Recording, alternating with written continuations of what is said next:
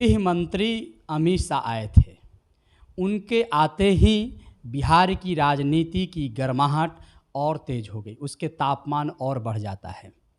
नीतीश कुमार के संबंध में चर्चाएं चल रही है कि नीतीश कुमार एक बार फिर भाजपा के साथ जा सकते हैं, कमल का दामन थाम सकते हैं, या फिर तीजा के साथ यानी अपने बड़े भाई लालू प्रसाद जी के छत्र छाया में, उनके मार्गदर्शन में रहकर नरेंद्र मोदी को घेर सकते हैं।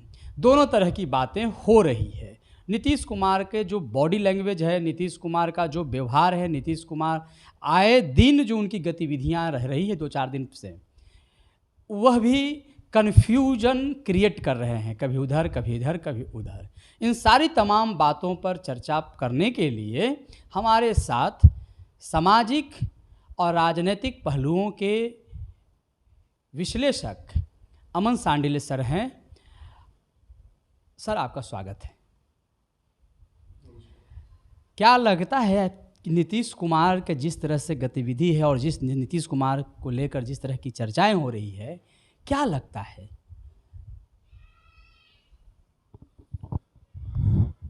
कौशिक जी, सबसे पहले तो मैं अपने सभी श्रोताओं और दर्शकों को तथा सभी देशवासियों को विश्वकर्मा पूजा की बहुत सारी शुभकामनाएं मेरी तरफ से।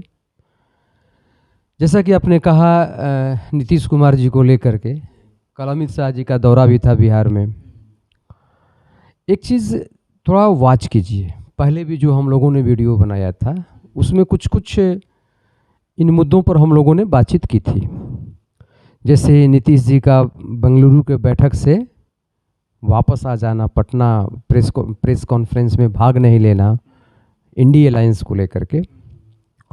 फिर आप देखे होंगे कि नीतीश जी G20 का जो बैठक था उसमें चले जाते हैं, जहां एक तरफ कांग्रेस ने बाइकआउट किया, वहीं जो कि मुख्य घटक है कांग्रेस, वहीं पर नीतीश कुमार जी उससे G20 समिट के बैठक में जाते हैं और प्रधानमंत्री मोदी जी के साथ उनकी मुलाकात होती है और मोदी जी भी गर्मजोशी से नीतीश जी से मुलाकात करते हैं, मिलते हैं, हाथ मिलाते हैं, गले लगते हैं। ये सारी जनता इस चीज़ को देखी है, ठीक है। इसको लेकर के मीडिया में कई तरह के कयास लगाने जाने लगे कि क्या नीतीश कुमार जी पलटी मारेंगे, क्या फिर एनडीए का पार्ट बनेंगे। ये बहुत सारी बातें हैं। एक आपको मैं बताना चाह रहा हूँ कि 3000 से लेके 4000 करोड़ के बीच बिहार सरकार का कुछ पैसा बिहार के हिस्से का केंद्र के पास अटका हुआ था और नीतीश जी बहुत दिनों से छटपटा रहे थे उसको मिल जाए। मोदी जी से मुलाकात होती है, एक गुप्त बैठक होती है, क्या बातचीत होती है ना हम जानते हैं ना आप जानते हैं, और उसके बाद वो पैसा रिलीज हो जाता है, बिहार सरकार को वो पैसा मिल जाता है। अब आगे देखिए कि नीतीश कुमार जी पटना लौट करके आते हैं। इसी बीच लौटने आने के बाद दिल्ली में इंडी अलायंस का कोऑर्डिनेशन कमेटी की बैठक होती है, जिसमें 14 पार्टियां हैं कोऑर्डिनेशन कमेटी में। उन 14 पार्टियों में जदयू भी है, ममता बनर्जी की टीएमसी भी है, सीपीआई भी है। लेकिन उस कोऑर्डिनेशन कमेटी की बैठक में जदयू की तरफ से ललन सिंह हैं उसके मेंबर, और ललन सिंह अपने स्वास्थ्य का हवाला दे करके नहीं जाते हैं। ममता बनर्जी की तरफ से भी कोई नहीं गया और सीपीआई की तरफ से भी कोई नहीं गया। खैर, उन दोनों पर हम बात नहीं करेंगे। अब ललन सिंह जी कहते हैं कि मेरा स्वास्थ्य इतना खराब है कि मैं जा नहीं सकता, नहीं जाते हैं। लेकिन अगले दिन जदयू के प्रखंड अध्यक्षों की, जिला अध्यक्षों की बैठक होती है और उस बैठक में ललन सिंह बिल्कुल तरोताज़ा रहते हैं, बैठक को अटेंड करते हैं, सबको संबोधित करते हैं। कहीं से पता नहीं चलता है कि वो बीमार हैं। इस पर भी कई तरह के कयास लगाए जा रहे हैं। सूत्रों का कहना है कि प्रधानमंत्री मोदी जी और नीतीश कुमार जी के बीच लगभग डील फाइनल हो चुका था कि नीतीश कुमार जी की घर वापसी होगी। ये मैं ऑथेंटिक बात बता रहा हूं, बनावटी बात नहीं है। लेकिन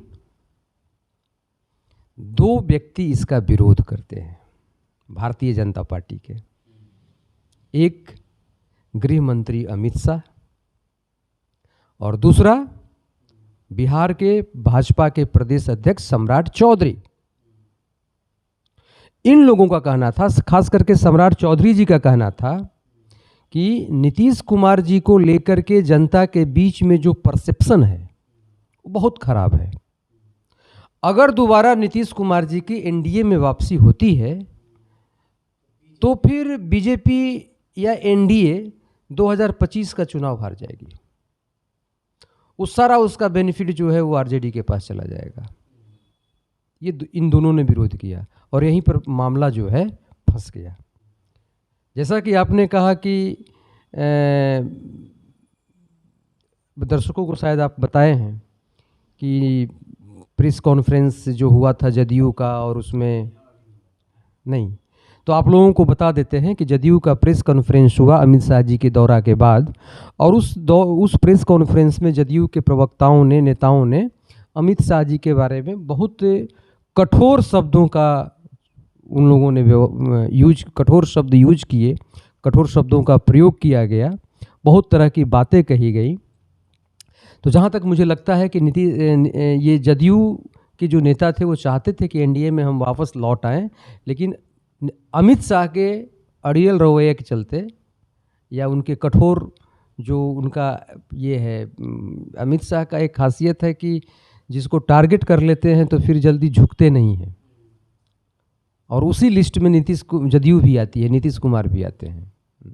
अमित शाह जो हैं, गृह मंत्री अमित शाह कई बार इंटरव्यू में कह चुके हैं कि नीतीश बाबू के लिए भारतीय जनता पार्टी यानी एनडीए का दरवाज़ा हमेशा के लिए बंद कर दिया गया है।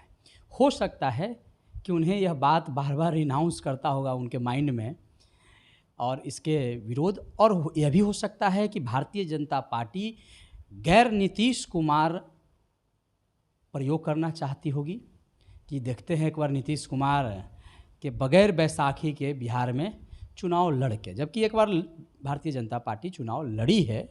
और मैं बताइए कि बिहार में नीतीश कुमार की जो अवधारणा रही है एज ए मुख्यमंत्री के रूप में, वह एक सख्त और भ्रष्टाचार के नाम पर जीरो टॉलरेंस, न किसी को बचाते हैं न किसी को छोड़ते हैं, इस तरह के बातें वह हमेशा कहते हैं।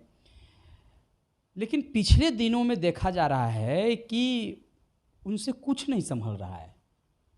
चाहे आप देख लीजिए के पाठक का मनमाने ढंग से काम करना,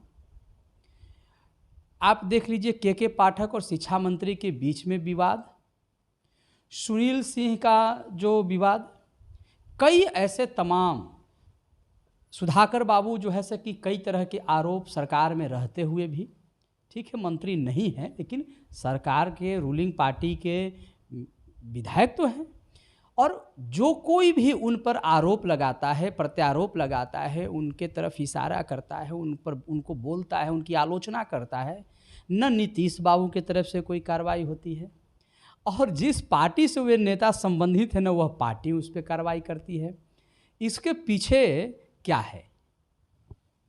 देखिए कौशिक जी, एक बात मैं कहना चाहूँगा कि नीतीश कुमार जी कमज़ोर हो चुके हैं, बेहद कमज़ोर।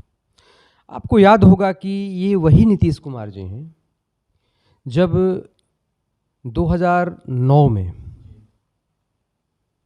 2008 या 9, माफ़ कीजिएगा, एक साल का इधर उधर हो सकता है, हमारे दर्शक समझ जाएंगे, तो मुझे लगता है कि 2009 ही सही बोलना ठीक रहेगा। तो 2009 में बिहार में जब बाढ़ आया था और प्रधानमंत्री जो तत्कालीन तत्कालीन गुजरात के मुख्यमंत्री है ना, नरेंद्र मोदी जी ने 5 करोड़ रुपए का सहयोग राशि भेजा था, और कुछ बातों को लेकर के नीतीश कुमार जी ने भाजपा के उस कद्दावर मुख्यमंत्री का भोज रद्द कर दिया, जबकि भाजपा मुख्य सहयोगी थी। भाजपा के सहारे नीतीश कुमार जी यहाँ के बिहार के मुख्यमंत्री थे। नीतीश कुमार जी का वो तपाक था, पावर, शक्ति, अगर वहाँ से तुलना कीजिएगा उस समय से, तो नीतीश कुमार जी बिल्कुल अभी असहाय दिख रहे हैं। कुछ नहीं, धर्म संकट तो एक अलग चीज होता है। धर्म संकट में तो एक मजबूत आदमी भी फंस सकता है। ये मजबूत रह ही नहीं गए हैं, असहाय। जैसे असहाय का मतलब हुआ कि जिसका कोई ना हो सहारा। 3 मुद्दों को लेकर के ये लालू प्रसाद यादव जी से इनकी मुलाकात हुई। इन्होंने 3 चीजों पर कहा कि आप रोकिए, कंट्रोल कीजिए, नहीं तो मुझे एक्शन लेना पड़ेगा। पहला कि लालू जी से मुलाकात के बाद इन्होंने कहा कि डॉक्टर चंद्रशेखर की जो बयानबाजी है उस पर तत्काल रोक लगनी चाहिए। उस पर रोक नहीं लगी।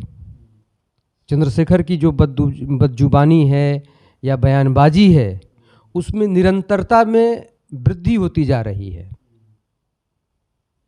दूसरा, ये जो छुट्टियां कैंसिल हुई थी रक्षाबंधन और जन्माष्टमी की, आपको मैं बता दूं कि ये नीतीश कुमार जी के कहने पर छुट्टियां कैंसिल नहीं हुई थी। नीतीश कुमार चूंकि मुख्यमंत्री हैं तो सारे सवाल उनसे किया जा रहा है। ये छुट्टी कैंसिल तो चंद्रशेखर ने करवाया था, शिक्षा मंत्री ने। और बहुत लोगों को भ्रम है कि के पाठक नीतीश कुमार के इशारे पर काम कर रहे हैं। वो भ्रम में है, आम जनता जो है भ्रम में है। के पाठक चंद्रशेखर के कहने पर या तेजस्वी के कहने पर काम कर रहे हैं कुछ कुछ मुद्दों पर, लेकिन तेजस्वी की तरफ से ऐसा इस पर कोई सफाई नहीं दी गई या मुख्यमंत्री को कोई आश्वासन नहीं दिया गया कि हमारे जो बड़बोले नेता हैं उन पर कार्रवाई होगी कि नहीं होगी। ठीक है, अब आगे आते हैं। तेजस्वी यादव और नीतीश कुमार जी के बीच में अभी बातचीत नहीं हो रही है। एक सूचना आपको मैं दे रहा हूं, बातचीत अभी बंद है। बहुत बड़ी बात नहीं, मैं सच बोल रहा हूं। अभी नीतीश कुमार जी और तेजस्वी यादव जी के बीच में जो पहले बातचीत हो जाया करती थी आराम से, भाई दोनों नेता हैं, बड़े नेता हैं, आपस में मिलेंगे, हाय हेलो होगा, वो तो होना ही होना है। लेकिन किसी मुद्दे पर गंभीरता से विचार जो करने का एक रिश्ता होता है कि आओ भाई हम दोनों मिल बैठ करके इस पर बातचीत करते हैं, उस तरह के सामान्य रिश्ते नहीं हैं। ठीक है, लालू जी और तेजस्वी जी की तरफ से नीतीश कुमार जी से ये पूछा गया कि आप G20 के बैठक में क्यों गए। प्रधानमंत्री, ठीक है आप गए वो ठीक है, प्रधानमंत्री मोदी जी से मिले, भारत के प्रधानमंत्री हैं वो भी ठीक है, आप अकेले में अमित शाह जी से क्यों मिले। ये सबसे बड़ा सवालिया निशान लगाया जा रहा है इनके ऊपर लालू जी की तरफ से। इस पर नीतीश जी की चुप्पी है, नीतीश जी कोई जवाब नहीं दे पा रहे हैं। अभी सीधी सी बात है कि आप कहना चाह रहे हैं कि आरजेडी और जेडीयू के बीच के जो रिश्ते हैं वो सामान्य नहीं है, सहज नहीं है ना। तो देखिए, राजनीति में न कोई परमानेंट दोस्त होता है, न कोई परमानेंट दुश्मन होता है। अवसर हमें किसी का दोस्त बनाता है और अवसर ही दुश्मन बनाता है। अवसर की राजनीति रह गई है, सिद्धांत जो है राजनीति में वो दाखे पर है, ताखे पर है। हमनी देहात में बिहारी भाषा में दिरखा पर रखल है। तो आप बने रहिए जनप्रहरी मीडिया और एडी न्यूज़ इंडिया के साथ।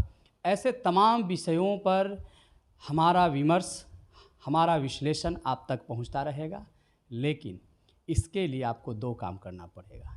पहला काम कि यदि अभी तक आपने हमारे चैनल को सब्सक्राइब नहीं किया है तो सब्सक्राइब करें, बेल बटन दबाएं और हमारा वीडियो जन जन तक जाए, इसके लिए इस वीडियो को अधिक से अधिक शेयर करें। आप सबको सादर प्रणाम।